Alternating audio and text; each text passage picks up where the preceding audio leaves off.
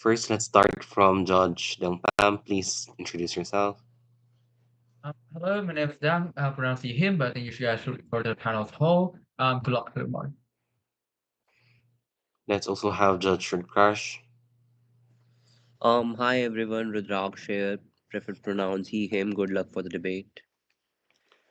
Also Judge Shivani. Hi everyone, Shivani Mishra, Trihar, all the best. And also, lastly, we also have Judge Theo. Hi guys, Theo. Good luck for the round. All right, thank you for that. Hi guys, I am Judge Omair, the chair for this round. Congratulations for reaching this far, and good luck for this round. Few reminders before we start. One, please observe a proper decorum within this round. Please respect everyone. Two, before you start your speech, state your preferred pronouns and POIs.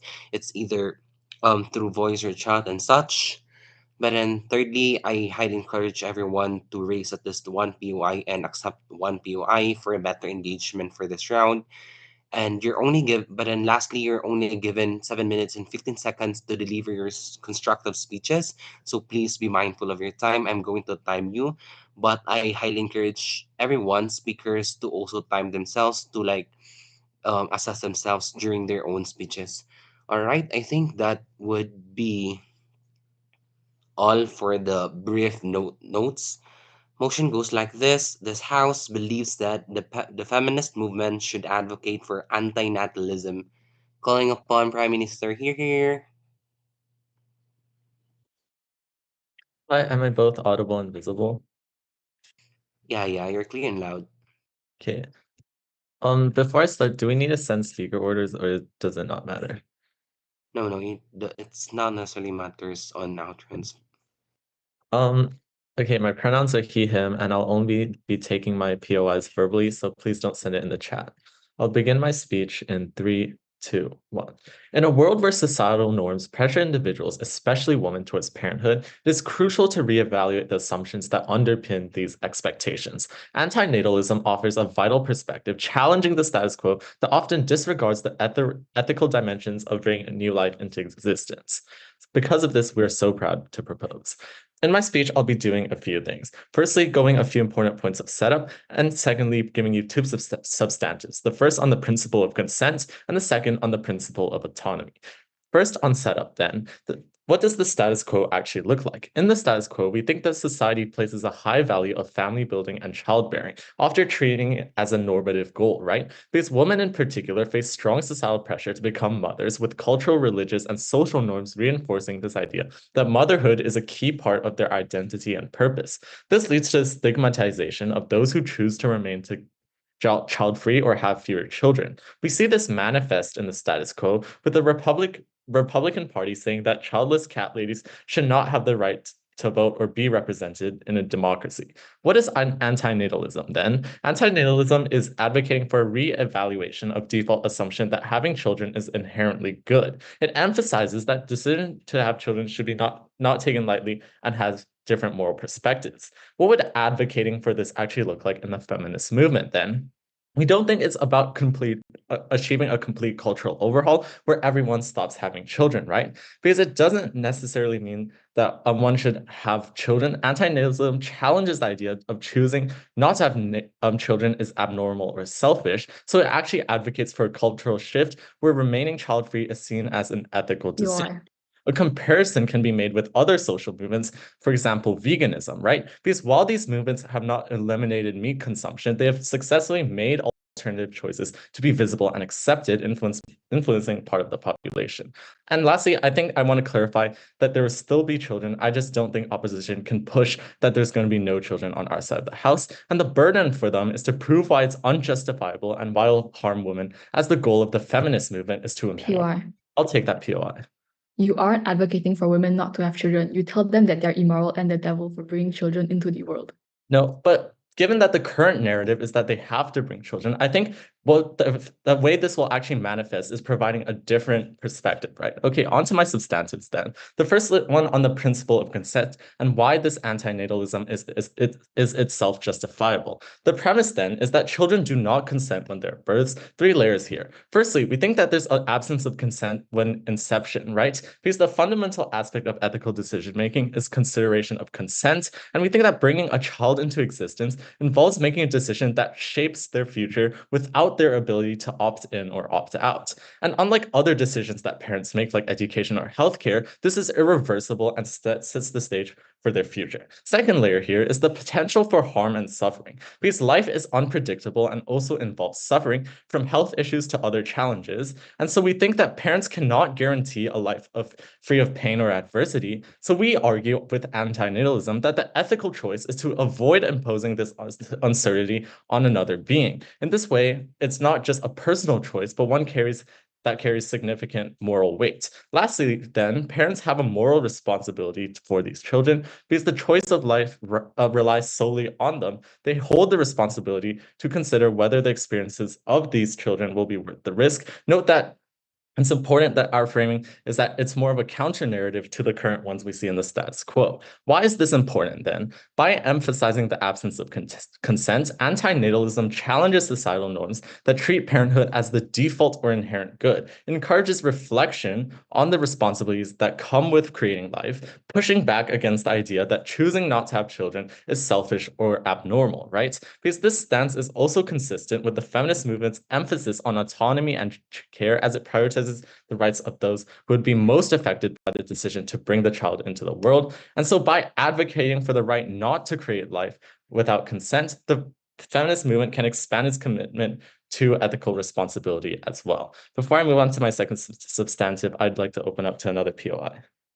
3, 2, 1. We can't consent to living under a state. Would the feminist movement also tell people to like not live under a state? Okay, I think it's very different because the way of like you can opt out of living in a state by moving to another state, but when you're when you're born, you can't opt out of being born, right? Okay, so lastly then, on my principle of autonomy, the premise here is that the narrative builds autonomy for one who may feel trapped in current narratives. So to frame, what do the current narratives actually look like? Well, I told you in the setup that the expectation for women are inclined towards motherhood, right? Because it suggests that women's primary role is to nurture and raise children. We see this still very prevalent despite some progress that is being made. And so we see them often being labeled as selfish, unnatural, or incomplete without children. And these narratives are reinforced by systematic structures like limited maternity support, lack of affordable childcare, and workplace policies that do not support the diverse choices of women. So then, what is the principle of autonomy? At its core, the principle asserts that individuals should have the freedom of rights to make their own decisions about their own lives, their own bodies, and future without the undue influence of coercion, right? So for women, this means that having the ability to choose whether they have children or not, to pursue careers, and to define their roles within society without being confined by traditional gender norms. So what does this actually look like? So what does true autonomy actually mean? We think 3 things here. Firstly, it means the freedom without the pressure to bear children. They should be not judged or pressured to be child-free. And secondly, it's freedom from the traditional roles. And lastly, we think it's empowerment to pursue their own paths. How is this then breached by opposition? We think that the current narratives coerce rather than empower. We told you that opposition stance implicitly maintains these restrictive societal norms that push women into predefined role. The absence of a strong counter narrative like anti-natalism leaves in place these societal norms that prioritize motherhood. And this coercion manifests through expectations of family, friends, and society at large. Secondly, then, we also think they perpetuate the domestic role because without this advocacy for anti-natalism, the feminist movement fails to actively push back against this narrative and the pressure placed on women to conform. For example, then, in many cultures, women who choose career advancement over starting a family are met with social judgment and treated as though they're missing out and failing to fulfill their natural duties. How does government actually solve this then? By advocating for this, we normalize the choice to remain child-free, and it pushes for policies that support child-free individuals. This is very important because we are supporting the true freedom of choice as a principle, but we are also breaking down practically the traditional gender roles, and we think that the pressure of family on opposition is extremely harmful to the mental health of women, as being constantly reminded about how wrong you are for lacking children will be very detrimental to their mental health. For these reasons, we're so proud to propose.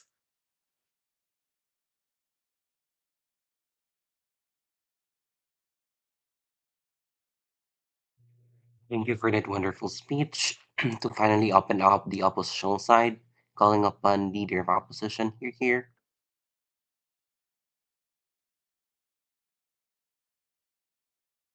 Government side tells you that anti-natalism will break all of these stereotypes of women as being childbearers or being mothers or being to bear the responsibility of raising children for the rest of your lives. But we in opposition want to show you that anti-natalism does actually not actually lead to a cultural shift, but feeds into the stereotype of women being like a family builder or bearing children, right? Which is ultimately worsening the harm on their side. And we also propose why our mechanism is better, right?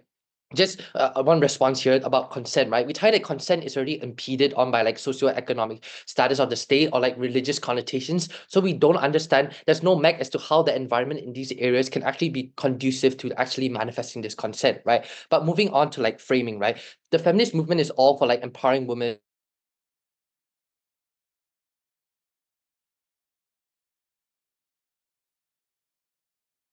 in promoting gender equality and advocating for women's rights, right? And we tell you that the organs to do so, right? But in status quo right now, women are seen as child bearers, right?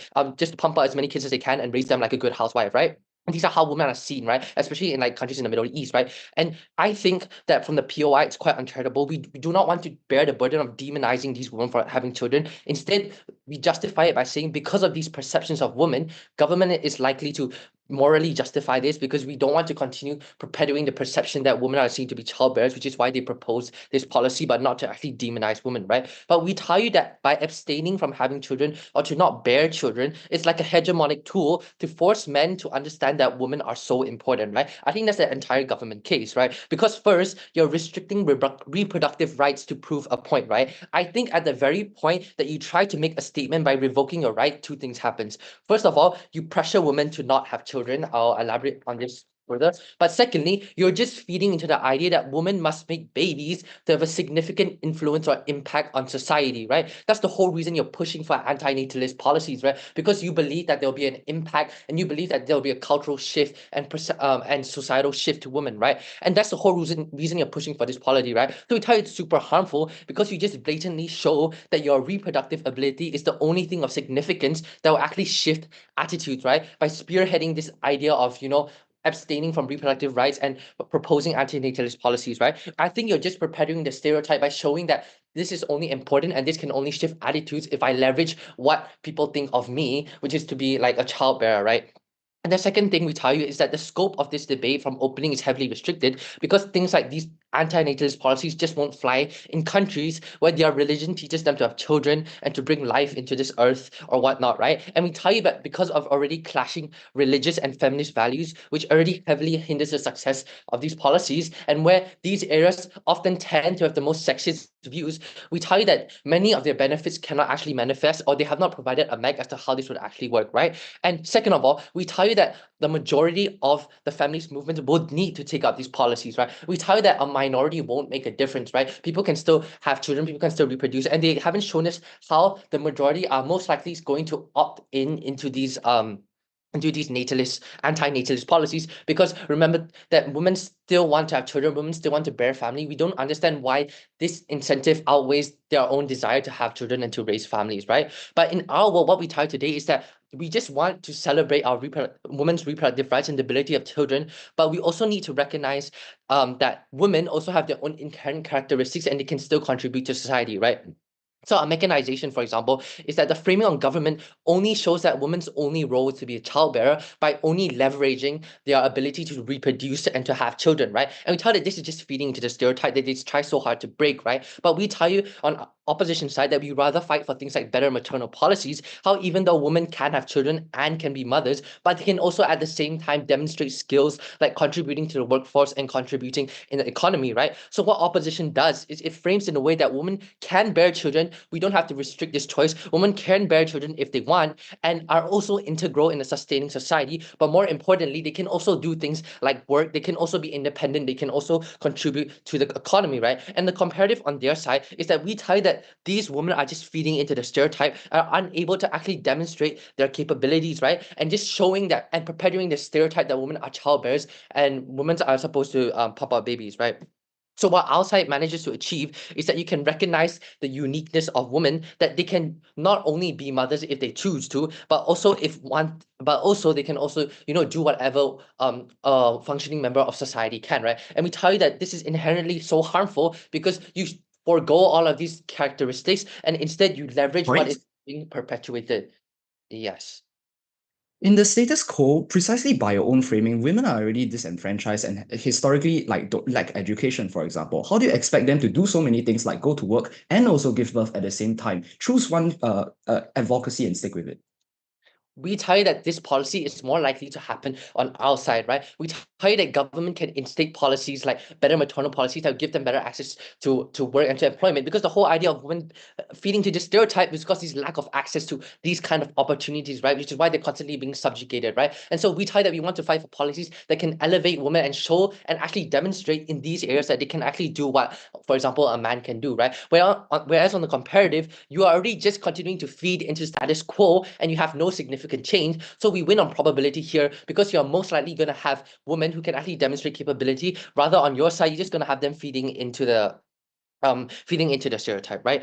So what we tell you today is that because government side cannot show that women actually have the capability and actually have the characteristics to fight in society and to actually contribute to the economy, and all these things are actually more proximate to men or proximate to society because they believe in tangible contributions, right? On the other hand, we tell you that all of these bearing children and all of this significance and this exclusivity is already recognized by both parties, right?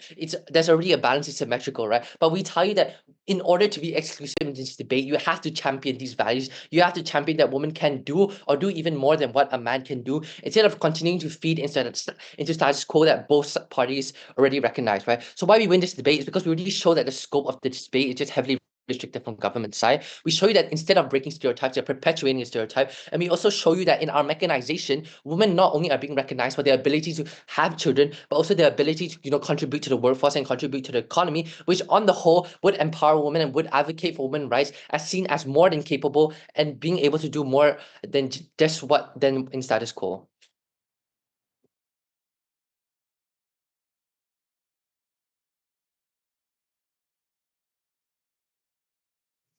Thank you for that wonderful speech.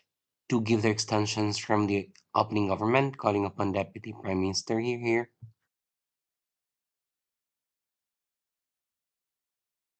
Okay, hi, am I audible and visible?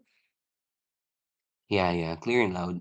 Okay. Give me one moment to set up my timer, sorry. My name's Yirui, my pronouns are she, her, and I would prefer my POIs to be verbal. I'll be starting my speech in 3, 2, 1. Judge, we believe this advocacy not only aligns with feminist principles of autonomy and choice, but also offers practical benefits in addressing some of the most pressing challenges of our time. In my speech today, I will address some of the key points from the opposition, explaining why their stance fails to acknowledge the broader harms of unchecked societal norms around parenthood, then onto our third perspective on the practical benefits of advocating for anti-natalism, right? So first on rebuttals, they first try to take down our point on the principle of consent by saying, oh, you already lose consent in things like living under the state. So what we say here is that first, the difference in the nature of consent. Being born into a state or society is fundamentally different from the act of being brought into existence. When someone is born, they're subjected to all the experiences of life without any prior consent. In contrast, living under a state is a condition that happens after your existence, right? After you're born, where individuals can, in many cases, make choices within their life. For example, moving countries, advocating for change, or participating in the political process, right? These options for freedom and change simply do not exist for the decision of whether to be born in the first place. And secondly, the act of being born is irreversible, right? Once a life is created, that individual cannot just opt out of existence. By contrast, the conditions of living under a state can be changed or challenged through legal means, political activism, or just simple relocation. And thirdly, being born means being subjected to potential suffering, ranging from physical pain to emotional and social challenges, which is pretty much unavoidable. Advocating for anti-natalism is about acknowledging that bringing a child into the world without their consent exposes them to these inherent risks, right? And then now You're also comes up, no thank you, and says that, oh, the narrative anti-natalism only enforces the stereotype that their reproductive ability is the defining trait of women. We say that we're expanding, not limiting the narrative, that the feminist advocacy for anti-natalism is not about focusing on reproduction as a defining characteristic. Rather, it aims to challenge and dismantle the existing societal narrative that places emphasis on women's roles as mothers. The current status quo already ties a woman's value closely to her ability to have children. So by advocating for anti-natalism, the feminist movement aims to expand the definition of womanhood to include the diverse life choices that are not centered around reproduction, right? Now, this advocacy is fundamentally about empowering women to make autonomous choices about their lives, including but not limited to childbearing, right? It is about ensuring that women are equally respected, whether or not they choose to have children or not. Now, addressing reproductive means through anti-natalism is necessary precisely because these norms have been historically used to constrain women. Ignoring the conversation around reproductive choices would mean leaving these stereotypes unchallenged. Now, by advocating for this, the feminist movement confronts these issues directly, working to ensure that women have the freedom to choose their own paths without being pigeonholed into traditional roles.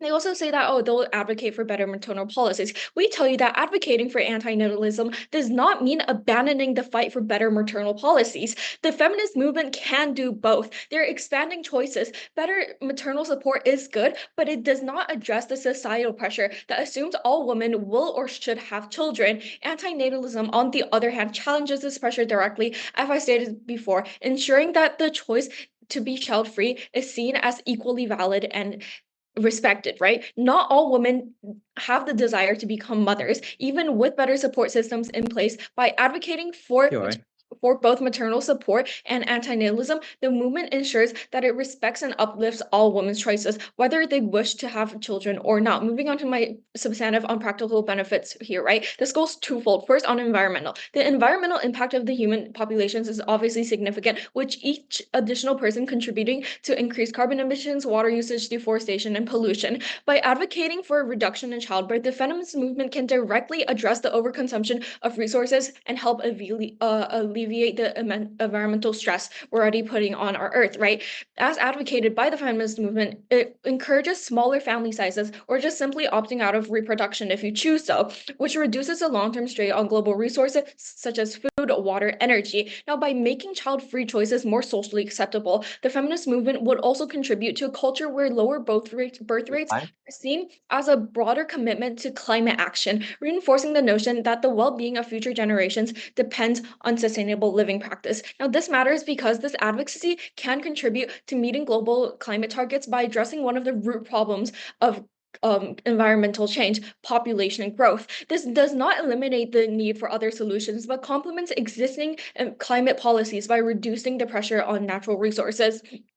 Additionally, this environmental emphasis allows the feminist movement to be seen as leading the way in confronting this global crisis, right? Demonstrating that feminism is forward-thinking and responsive to global challenges and not just its individual movement. And for the economic side of this feminist movement, three layers of analysis. First, on individual economic empowerment. For many women, especially those in economically disadvantaged situations, having children can limit their economic opportunities due to costs related to childcare, career interruptions, and obviously healthcare expenses with having a child, right? Advocating for anti-natalism helps normalize the choice of remaining child-free, allowing women to actually invest time into their careers, into their education and financial stability without the societal pressure of parenthood, of having a child at 20 years old when you're just out of college. Now, this also reduces economic strain on public resources. A lower birth rate reduces strain on public infrastructure and social services, such as healthcare, education, and certain welfare systems, right? Especially in regions struggling with overpopulation. By advocating for this, the feminist movement supports a model that prioritizes the quality of life over quantity, ensuring the better allocation of public resources to existing populations, building more sustainable policies, and improving quality of life overall, right? And thirdly, we provide support for different economic policies. Now, this advocacy can push for economic policies that benefit those who opt out of parenthood, like improved access to retirement planning, healthcare for individuals without dependents, and equitable tax structures that do not penalize child-free individuals. The impacts for this is that this approach allows the feminist movement to address systemic economic inequalities that disproportionately affect women, particularly in the context where motherhood is associated with financial dependence. It also makes the feminist movement relevant to broader economic debates, positioning as a movement that is not just concerned with gender equality, but with building a more sustainable economic future. And for all that, I'm so proud to propose.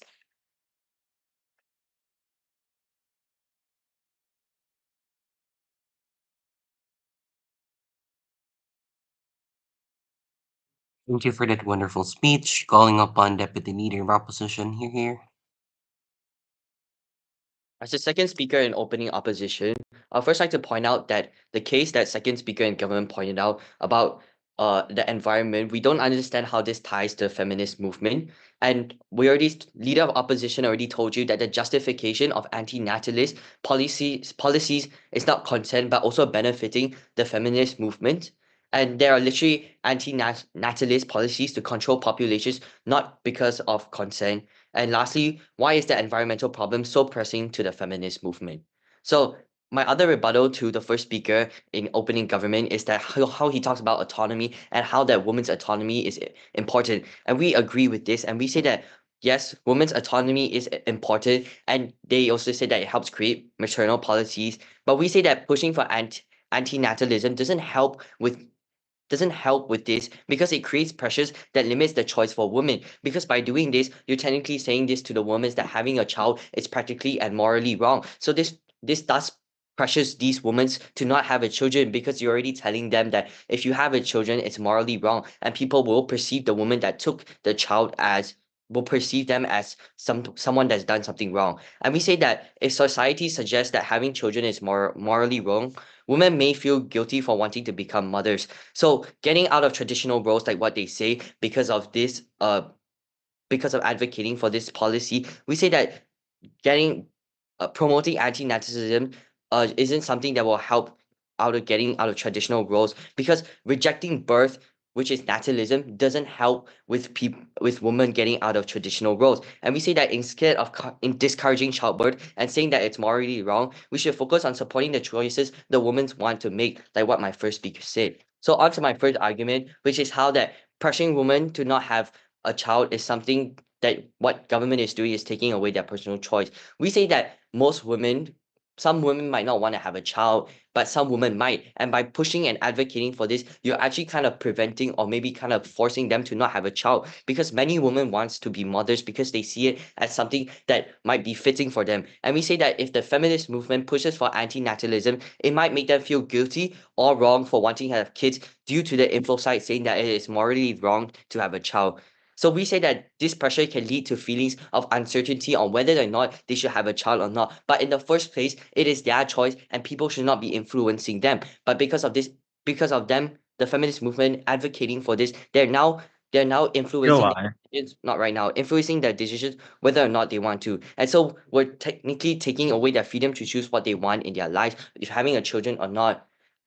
Additionally, every woman has their own unique dreams and goals. So what both of us want, side government and side opposition want, is that we want women, the individuals, to have the choice. And we say that by pushing this, we're not giving them the choice anymore because we're technically pressuring them to not have a child. And we say that one of them could be being a mother and bearing a child, but they might be thinking about this decision twice because of this policy. And so, not right now. What does this do is because it doesn't allow women to use their gift to be able to reproduce even if they want to, and also precious women's rights to have a child, because government is saying that it's morally wrong. So argument two. So for the sake of engagement about how the second speaker in opening government talked about environment, we'll give you a practical argument on why advocating for this policy isn't a good thing. So other than anti-natalism that affects women's wants, like what my first speaker has already touched on, we say that we should talk about external factors like what the second speaker said.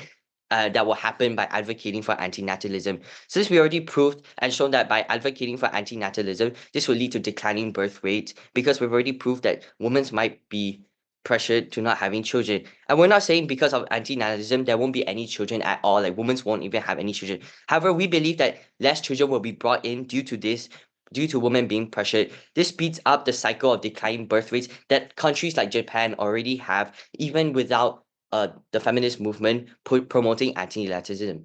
And we say that women right now are a key factor in solving crisis right now that most countries are facing, such as poverty and declining birth rates like Japan and China. And we say that a declining birth rate can create challenges for society as more people choose to not have children due to them being pressured not to. And we say that with this now, there will be more older individuals and policies will be made like Japan, making the retirement age more older, which affects these individuals. And we say that the proportion of older individuals in the population Why? increase after this.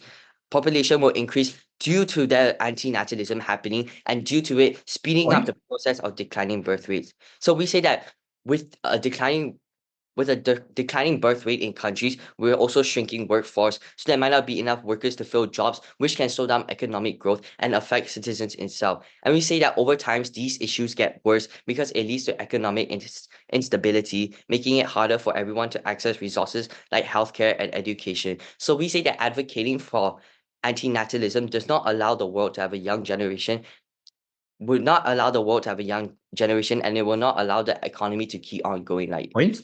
yes.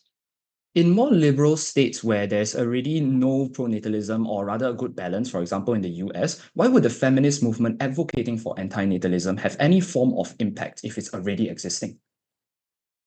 Wait, could you repeat that? In places where anti-natalism already exists, such as in more liberal states with declining birth rates, why would the feminist movement advocating for it have any impact?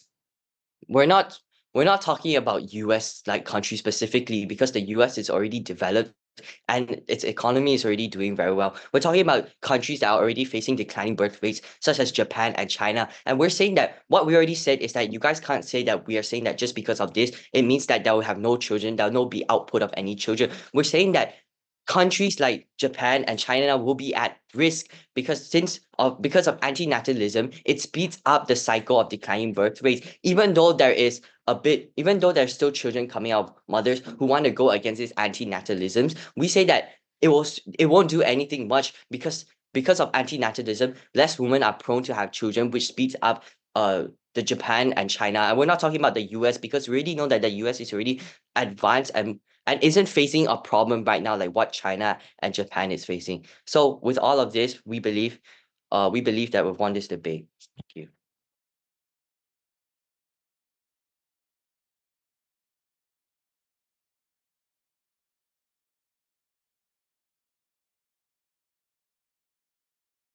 You're here. Thank you for that wonderful speech. Now we're all done, and we're now down to the closing half. Calling upon member of government here. Can I check that I'm audible? Yeah, clear and loud. Okay, thank you. In ancient China, Confucius stated it was the duty of women to have children. In ancient Rome, infertile women were looked down upon. Back then, women did not have unity or the organization to fight these narratives. However, in the current day, the feminist movement is a global activist organization that gets them together. We support the feminist movement in advocating for anti-natalist narratives. We noticed that opening government told you more about the benefits of anti-natalism, but not really on how the feminist movement uses its resources, uses its influence to actually help in advocating for such anti-natalist narratives. We see that they gave mostly on principles and not much impacts on women. However, on our side, we're going to give you clear mechanism and the process on how the feminist movement will use its influence, will use its resources to actually empower women. Moving on to opening opposition's case. which we find pretty ridiculous. Their main push is that any activism on the narrative ultimately reinforces the current status quo as a reality. We see that this is a huge fallacy. Obviously, in liberal states like the United States, like pointed out by my POI, the feminist movement wouldn't destroy the anti-natalist policies or narratives that are already existing. However, the feminist movement would be most effective in conservative countries or culturally repressive countries, and that's where you have the most impact in empowering women, which using its influence and its appeal to actually drive change. The debate is about who can make more change, and obviously we need awareness, we need activism to actually spur this change. And why is their policy so infeasible? Their policy is to ask women to do both forms of advocacy. One, both to go to work and also to have children. Why it's so infeasible is because we see that women and the feminist movement ultimately still have restricted resources. They can't allocate so much resources into doing both forms of advocacy. Second, it will generate backlash in the sense that if you want women to go to work, culturally, that women in some societies have been historically disenfranchised, don't have the chance to go to have education. The feminist movement will usually go through processes like affirmative action to actually get more women to go to work. However, we see that this will generate gigantic backlash from the public. Also, we see that if you advocate for both types of advocacy, if women do not conform to both of these narratives and advocacy, we see that if the husband sees the wife not doing both, it's much worse and the abuse is much worse. So let's move on to some points of counter-framing for this debate. The current status quo is that exists in societies very strong pro-natalist narratives, and it's often the woman's duty to give birth, and by extension subservient to husbands. This is especially prevalent in culturally repressive countries like Iran and Saudi Arabia, where it's seen that women are immoral not to have children. Now let's reframe anti-natalism in this debate. We see the target audience of these narratives will usually be women, and counters the currently very strong pro-natalist narratives in society. And we see that anti-natalism is not just about the end process, the end product of having children, but the process in which you actually have children. For example, having sex, giving birth. So let's reframe the feminist movement for this debate. We see that the feminist movement in current societies is one of the sole advocates for women's empowerment. They have the ability to appeal and actually connect women as an organization, as a form of unionization. They have access to things like hegemonic media coverage. And the feminist movement can even be decentralized in nature. For example, social media movements. And we see that the feminist movement will usually be effective in countries that are pro-natalist, but not so much in liberal societies. Moving on to my first substantive on how the feminist movement actually advocating for natalist policy narratives will actually increase governmental pressure for reform to protect the rights of women. Currently in the status quo, most governments are in some degree pro-natalist. Many governments pressure women to give birth, even in liberal countries like the United States. J.D. Vance said in a campaign that parents who have children should be given double votes since they gave birth, they've contributed to the country. If you do not have children, it's basically equal to you haven't served the country. Therefore, we see that governments have done little to nothing to prevent women from being affected by these pro-natalist narratives, especially in rural areas, in traditionally conservative countries or religious states. We see extreme cases of abuse to women in countries like India, where they value heredity and family honor. We see honor killings being carried out to actually preserve the honor of the family. Therefore, we see that the feminist movement actually forces government to tell women that they should escape this abuse. Governments on our side will have more representation for women to protect their rights. For example, reforming legislation, allowing abortion, removing stigma of contraceptives. We see that these are all legislation that can help to protect the rights of women. The feminist movement, let me tell you, it's not weak. It actually has much international support. We admit that it may not be too successful in extremely religious, extremely conservative countries, but it will be more effective in countries like India, who are more reliant on global order and globalization. We see that in more liberal countries, for example, the feminist movement will have more political standing, and they have more opportunities to go to organizations like the UN, which in turn will further encourage more governments to follow suit. Moving on to my second substantive on how on our side we actually promote the cultural shift in changing societal norms around the women's the perception of women in society. Currently, the status quo is that this culture is the culture of the pro-natalist culture is very extreme. It's extremely difficult for women to escape or fight this narrative. We also see there's a first mover disadvantage in the sense that many women cannot, and the feminist movement cannot attain the critical mass, and women, if they speak up, will basically get beaten by their husbands. This is actually prevalent in, for example, conservative countries or culturally repressive countries, like I've said. No, thank you. The movement, however, in on our side can better reach out to women, can better appeal, can better connect with women, and they have the ability to do things in secret. For example, sign online petitions to support the reform in legislation to protect women's rights. We see that on our side, the feminist movement can use its influence, can use its resources to actually attain the critical mass needed to actually drive change. They can actually reach out to government, to institutions, and eventually mend themselves to change their perception and the cultural norms around women and their role in society. The impact is that we admit that this probably won't work very effectively in the short term. However, in the long term, we have significant cultural shift. We also see there's a first mover disadvantage in the sense that when one government starts to implement such policies, start to actually reform legislature to protect women, that more governments will follow, because ultimately in the current society, due to globalization and increased education, women have increased political activity. Governments want to appeal to more women to get their votes. Ultimately, there's greater influence in society because of the greater influence of globalization and democracy. More people believe in human rights. Therefore, government will be much more receptive to advocacy, and this also ultimately reduces stigma over women who don't give birth or infertile women. Ultimately, on our side, we are the one that is able to make use of the feminist movement's influence and resources to actually drive change by advocating anti-natalist narratives. Sorry of CG. Good. Yay. Great. Hey, that was good. That was great. Thank you for that wonderful speech. Calling upon member of Up here. Give music. Just check. Am I audible and visible? Yeah, clear and loud. Here. Let me set my timer.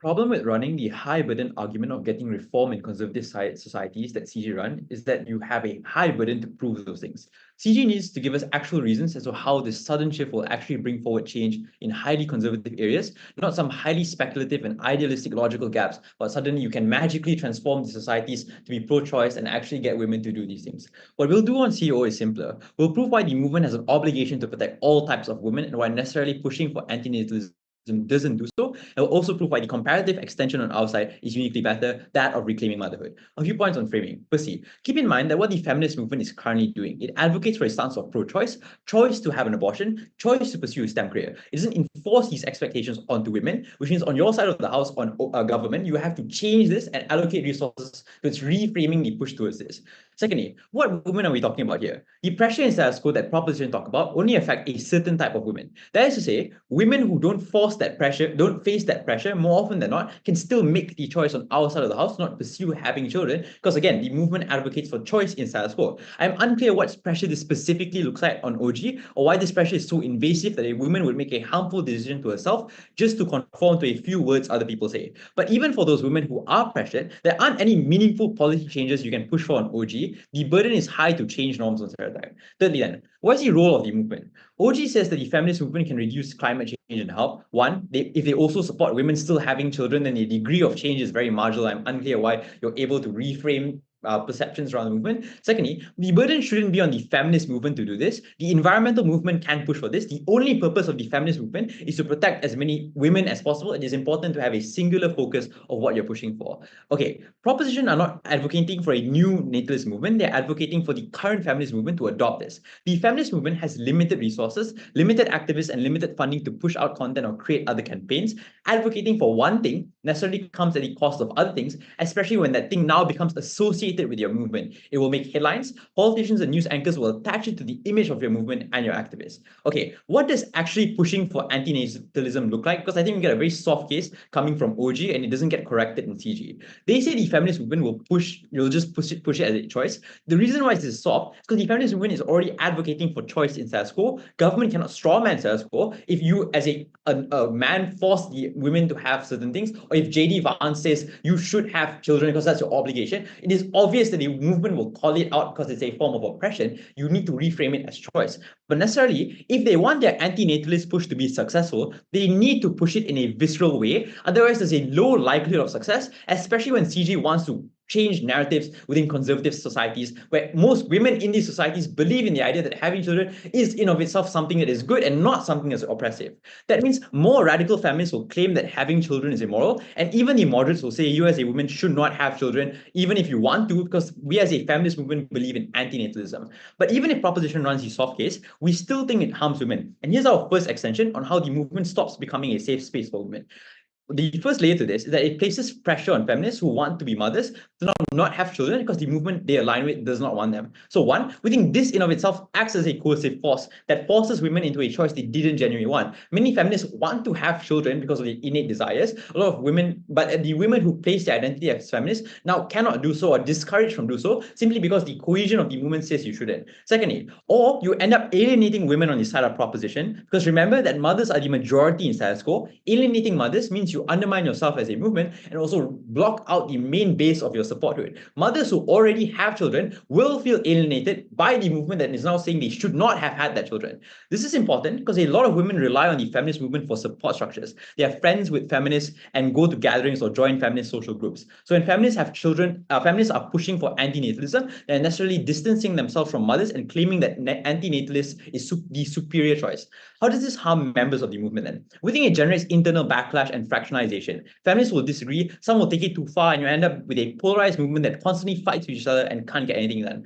I also want to quickly take down the CG push on how areas that don't have strong anti-natalist pushes need to have it. I think one, they have to prove success here. We think the likely response in these countries is like going to backlash against you, and backlash to the movement in these countries is particularly harmful because it not only reduces the efficacy and trust or bargaining power of the movement in these areas, but also makes the movement unsafe, where feminists are branded as radicals that go against religious norms, and they get shunned and shamed on by a conservative society that will not stand up for them and will actively shame members. CG says that pro-natalist narratives are harmful and that people like JD Vance push it onto you. Firstly, the only people that buy into JD Vance are women that believe in pro-natalism anyway. These people don't subscribe to the feminist movement and will oppose it if the feminist movement does so. You can simply unsubscribe if this is the case. Before I move on, I'll take a POI. There are any. 3, 2, 1.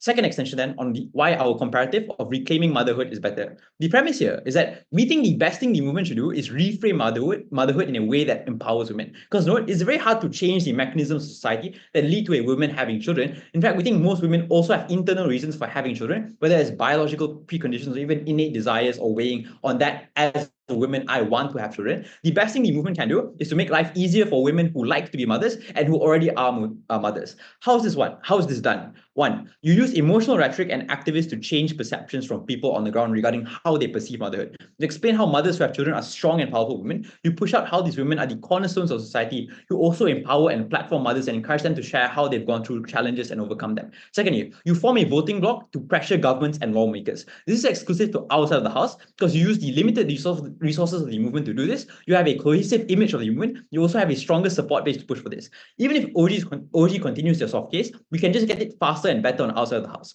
What do you sacrifice then on side government? Concession from OG we get is that status quo is one where mothers don't have much benefits and rights. So once you reclaim and advocate for motherhood, you're able to have a cohesive push for motherhood rights. A push for motherhood rights looks like maternal leaves, daycare centers, support structures, laws protecting mothers, artificial surrogacy, and all those other things.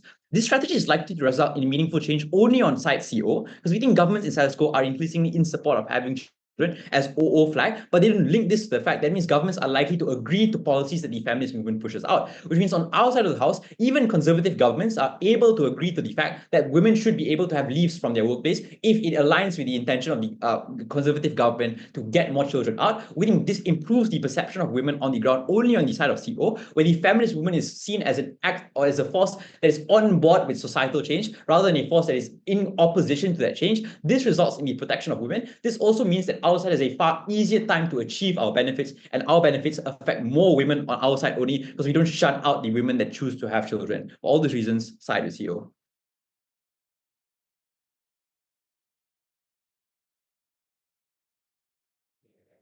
Here. Thank you for that wonderful speech. To wrap up the government side, calling upon government whip. Here. Can I check that I'm both visible and audible? Yeah, clear and loud.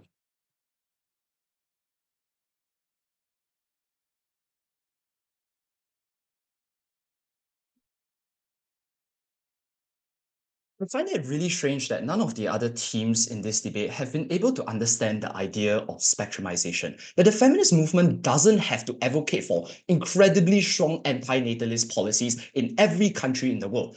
They don't understand that in more repressive countries, maybe you will need to use more stronger emotional rhetoric or like adapt your form of advocacy in order to make it such that you don't get a gigantic amount of backlash. While they simply don't understand that, for example, in countries like the US, you likely wouldn't need to have such strong anti-natalist sentiments or even anti-natalist sentiments at all, because in the status quo, they currently do exist to a to rather large extent. Something that both teams need to understand is that the feminist movement is likely not to advocate for either extreme, right? You're not going to advocate for all like pro-natalism and force all women into having children, nor is opposite going to be true where you're going to force all women not to. Rather, it's going to be the slight lean and the slight push towards. We agree that the feminist movement doesn't have a gigantic amount of power, especially in culturally repressive countries. Theo is right that there is some burden on our side to prove that we are able to create this governmental reform. No, thank you. I'll take it later.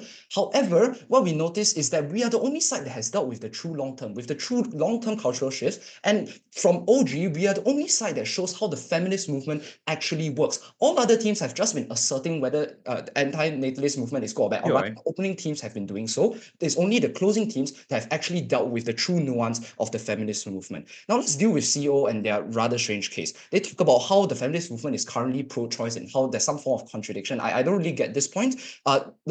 If it's precisely because currently the feminist movement is pro-choice, and being pro-choice in these countries, especially repressive countries or like more conservative countries, isn't exactly working. And that's why we need stronger rhetoric and stronger counter narratives against pronatalism. You need to understand that pronatalism, as considered by CO, stems from very strong parts of your identity, like for example, religion. Therefore, there is a need for a soft form of push against this kind of religion in order to fully understand and be able to fully democratize. This is how, for example, globalization works. This is how the spread of democracy and human rights is currently working. It seems strange to me that CO is claiming that if our methods don't work, then like all forms of globalization and all forms of spreading of democracy and human rights suddenly don't work. I don't fully get why they don't work. Our mechanism. They talk about placing pressure on women to not have children, which really is just the same as OO, and I'll deal with that later. They also talk about alienating mothers, but like you're alienating people who are not mothers in your side, so I don't fully get why that's a unique harm. They also talk about backlash, and clearly they haven't been listening to our mechanism, because our mechanism is that we're not going to outright do things like put it on gigantic media and let everyone see, including men. Rather, we're going to use more soft pushes, for example, through social media, through secret petitions, for example, or even go to international organizations to place pressure. We're not going to directly confront all of the men that are currently perpetuating pro-natalist narratives. Before moving on, I'll take one from opening.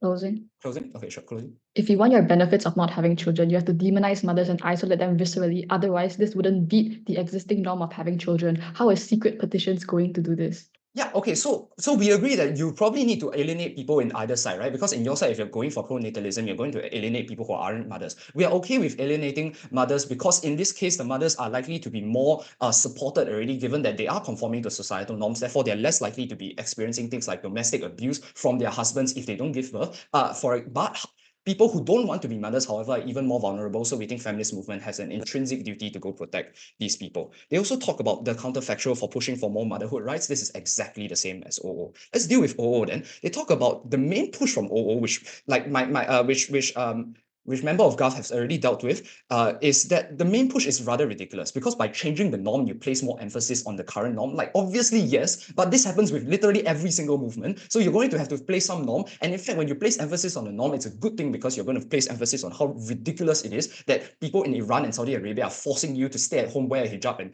and simply have children. They talk about their counter policy on having both. Member of Gov also has already dealt with this, that there's restricted resources as conceded by CO, and that you're also going to have a gigantic amount of backlash, similarly to CO's point, because you're going to be using things like affirmative action and telling women to spread their resources thin and do many things at once. I think at best, regarding CO's point, it is rather symmetric. In fact, here is where I point out the very important mechanism that the counter narratives must be as strong as the current narrative. The current narrative that the feminist movement is pushing regarding pro-choice simply isn't working, and we are the only side that are able to give the feminist movement some form of actual change and actual mechanism in order to push for a different kind of change. They also talk about the idea of like feeling guilty and like declining birth rates, etc., from OO. But I just want to point out like the same framing here. Anti-natalism will only largely work on pro-natalist countries, existingly with a very strong glorification of pro-natalism, rather than working on countries that are already having a great balance.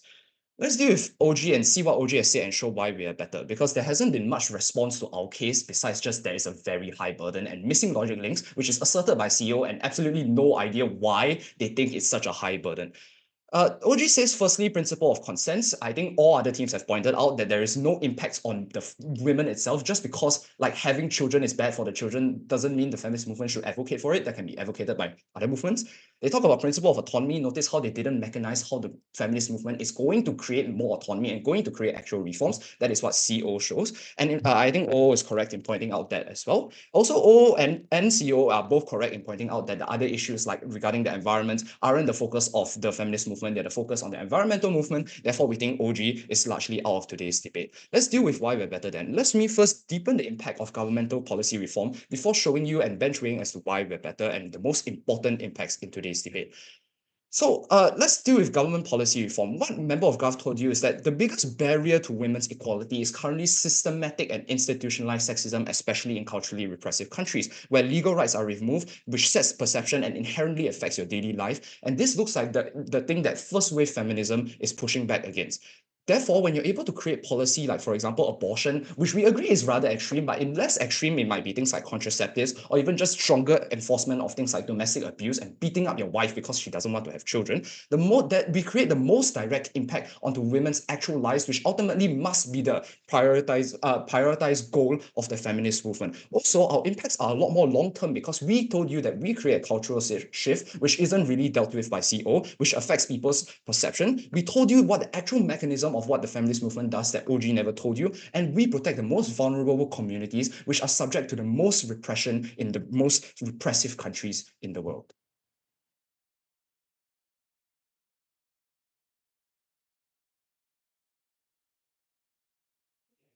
Thank you for that wonderful speech. To finally wrap up opposition and wrap up this round, calling upon oppositional whip here. Am I audible and visible? Yeah, here and loud.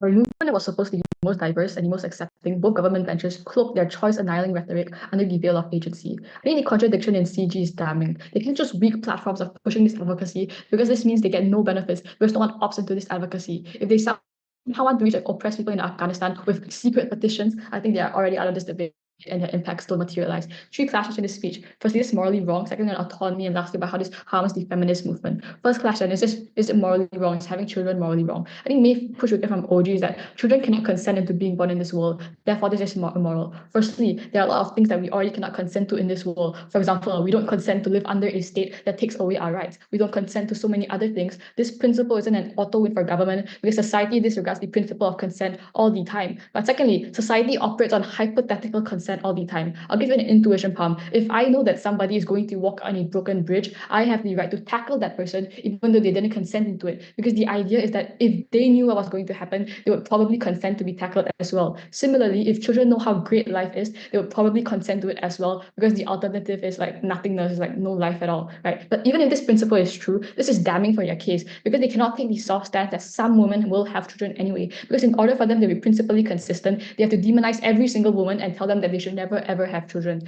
I think the next push is that this will help them reduce overpopulation and save the earth. I think I want to flag that this isn't a principle. This is contingent on the practical and how this harms the earth. But secondly, this is a big problem solution mismatch because there is always an alternative to helping the world.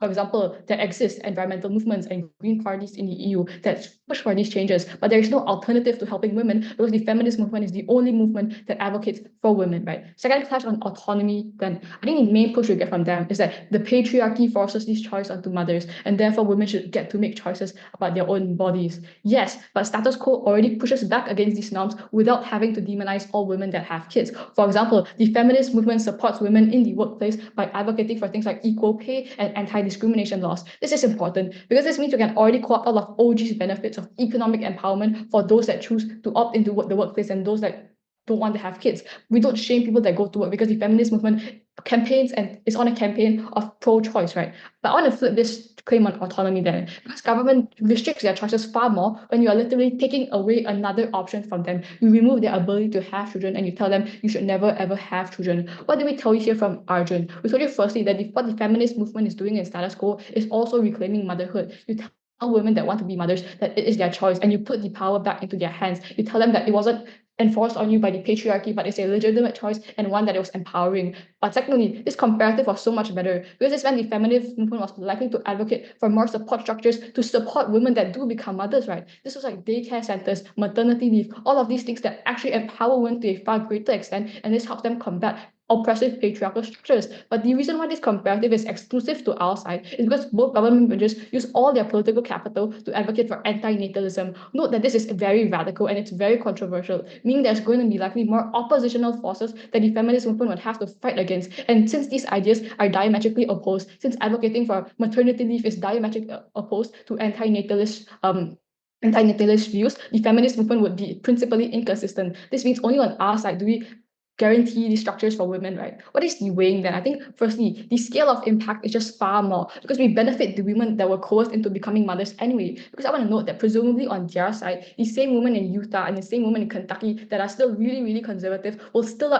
end up having children on their side of the house. But what we do on our side is we cater to them, we help them because they turn a blind eye. On our side, our support structures, our maternity leave, our daycare benefits all women, right? I think this is how we differentiate from OO and really beat them because they provide exclusive impacts onto how we help all women on the ground, regardless of whether they choose a career in STEM or regardless of whether they choose to become a mother, because the feminist movement ought to protect all women no matter what they choose, right? Before I move on, I'll take a point. From which team? Anyone? Do you think that the current existing pro-choice narratives are strong enough to defeat the pro-natalist narratives in repressive countries?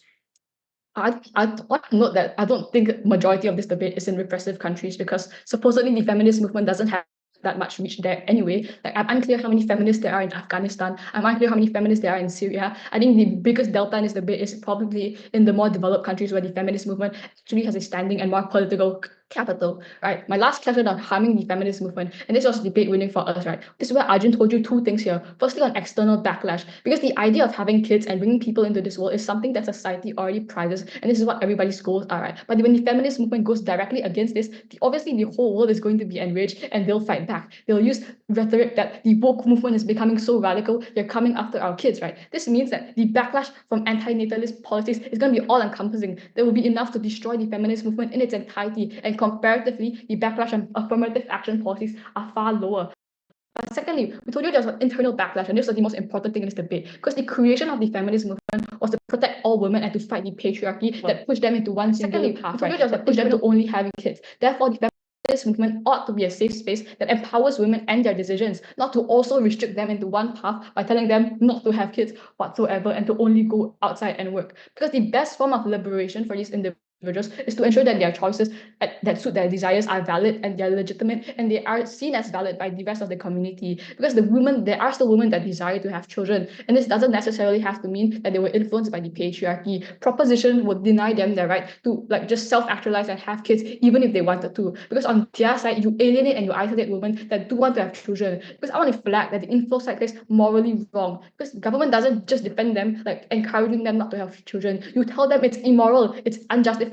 You tell them that they are bad people and that they are the devil for bringing children into the world. What is the weighing then? I think firstly, principally, we take it over OO because it isn't contingent on what women should do and what kind of change happens. We tie it explicitly to the duty of the feminist movement, and we show you how the fundamental duty of the feminist movement is built on proposition. Because the feminist movement always has a moral obligation to protect their women, because the women are always going to be alienated from society and men to a certain extent. But the crucial thing is that they should never be alienated within the movement, and this was never okay. This was never acceptable. But secondly, we told you, you get backlash from external actors. This leads to more people that advocate for men's rights or just conservative individuals. This harms buy-in, and this ensures that the feminist movement cannot actually fight for other issues in the future. They can't fight for equal pay. They can't fight for domestic violence shelters. This means we win on scale. This affects the feminist movement in the long term. And this means we also win on their metric because they cannot push for such structures that support women. They cannot push for independence. They cannot, because they fundamentally are no power. This destroys CG's case because they have zero representation when you make everyone against you. You have zero opt-in when women are turned off by the movement. This is important. This means they get no policies passed. They don't protect women because the women are alienated from the movement from the get-go for all those reasons. CO.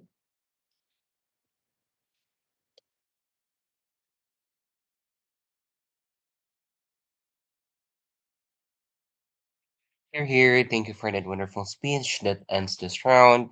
We may now move forward to the main hall. Judges, let's go to room. Like maybe let's just stay here.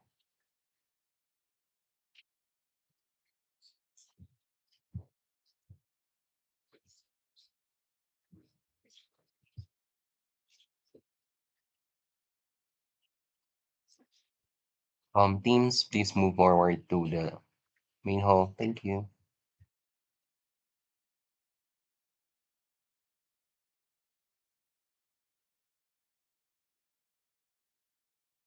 Let's have 2 minutes to look down and finish out our notes.